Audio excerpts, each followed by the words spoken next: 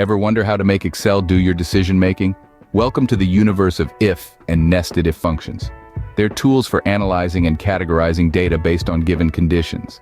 The if function checks a condition and returns a value based on its truthfulness.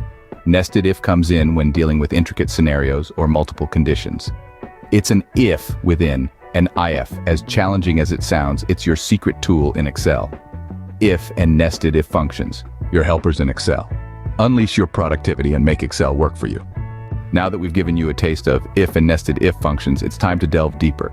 Imagine a row of data that needs categorizing based on multiple conditions. This sounds daunting, right? However, with nested if, it's a breeze.